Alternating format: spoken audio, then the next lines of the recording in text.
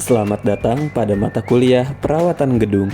Pada video terakhir ini akan membahas tentang program maintenance pada struktur dan arsitektural bangunan. Pada topik kali ini, kita akan menjelajahi berbagai aspek penting dalam pemeliharaan bangunan. Pertama, kita akan mengevaluasi tingkat kerusakan komponen gedung dengan detail yang mendalam. Kemudian, kita akan membahas program perawatan gedung yang efektif dan efisien. Terakhir, kita akan mengulas estimasi biaya perawatan gedung secara menyeluruh. Mari kita mulai dengan tingkat kerusakan komponen gedung. Berdasarkan Peraturan Menteri Pekerjaan Umum Nomor 24 PRT M 2008 tentang pedoman pemeliharaan dan perawatan bangunan gedung, penentuan tingkat kerusakan bangunan dilakukan dengan mengukur besarnya kerusakan pada masing-masing komponen. Proses ini membagi kerusakan menjadi 3 kategori. Yang pertama, kerusakan ringan, terjadi ketika tingkat kerusakan kurang dari 30%. Yang kedua, tingkat kerusakan sedang dengan tingkat kerusakan berada di antara 30% hingga 45%. Dan terakhir, kerusakan berat dengan tingkat kerusakan lebih dari 45%. Berdasarkan buku panduan tata cara identifikasi dan verifikasi kerusakan yang disusun oleh Kementerian Pekerjaan Umum dan Perumahan Rakyat Republik Indonesia. Pertama, ada kerusakan pondasi yang diklasifikasikan dalam 3 tingkatan sebagai berikut. 1. Kerusakan ringan. Terjadi ketika penurunan pondasi tidak merata. Namun, perbedaan penurunan masih berada di bawah 1/250 dari panjang struktur. Kerusakan ini umumnya tidak berdampak signifikan pada struktur bangunan. 2. Kerusakan sedang. Terjadi apabila penurunan pondasi melebihi 1/250 yang menyebabkan kerusakan pada struktur di atasnya. Selain itu, tanah di sekitar bangunan dapat mengalami kenaikan.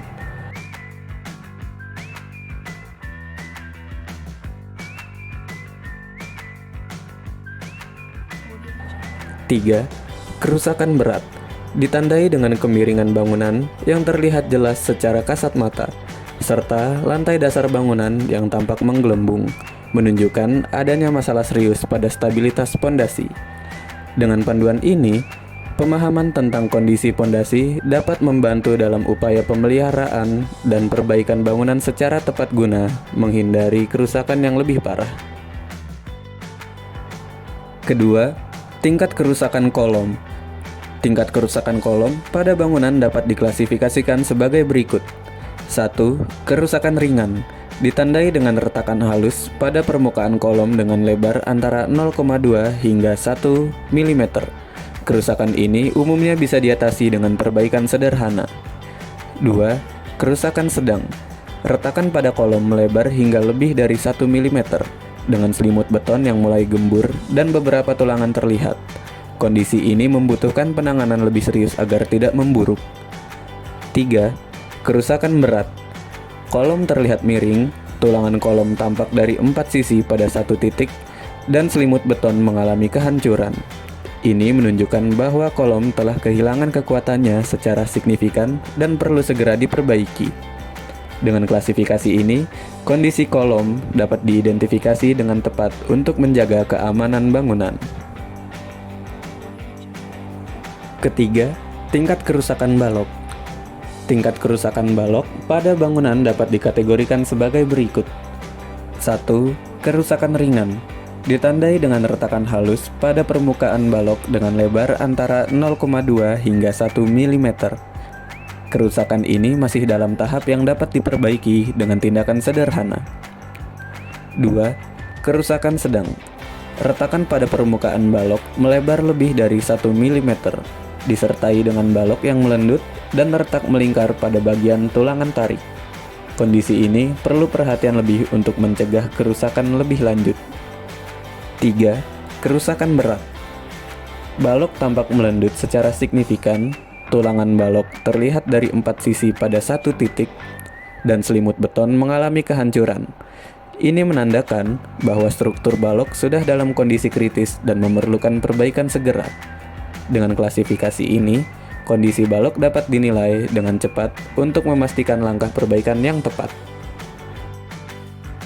Keempat, tingkat kerusakan pada plat lantai.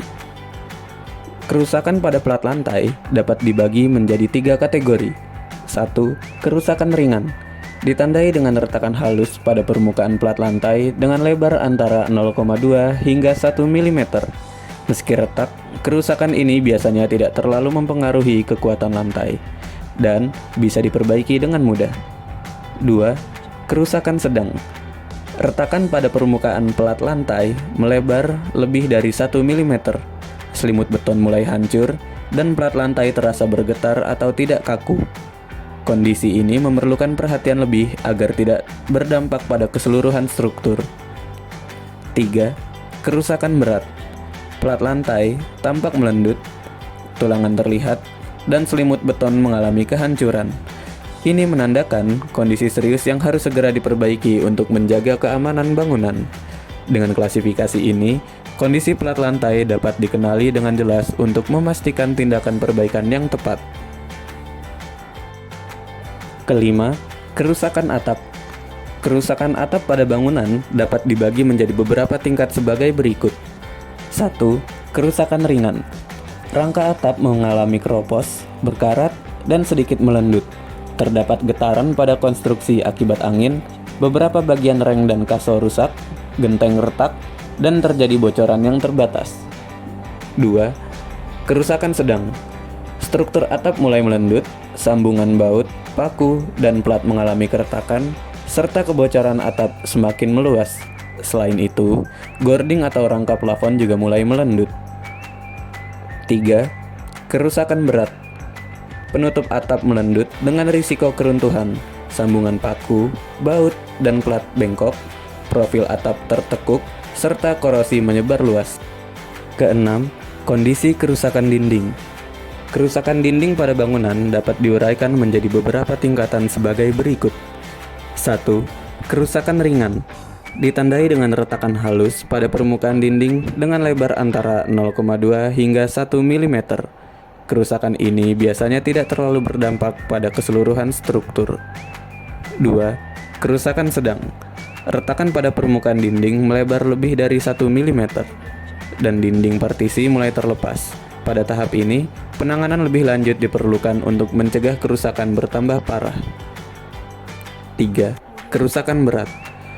Dinding terlihat miring, beberapa bagian runtuh, dan terdapat lubang pada dinding. Kerusakan ini mengindikasikan bahaya serius dan membutuhkan perbaikan segera.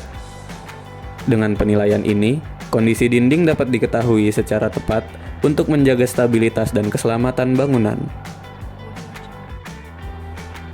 Ketujuh, kerusakan plafon.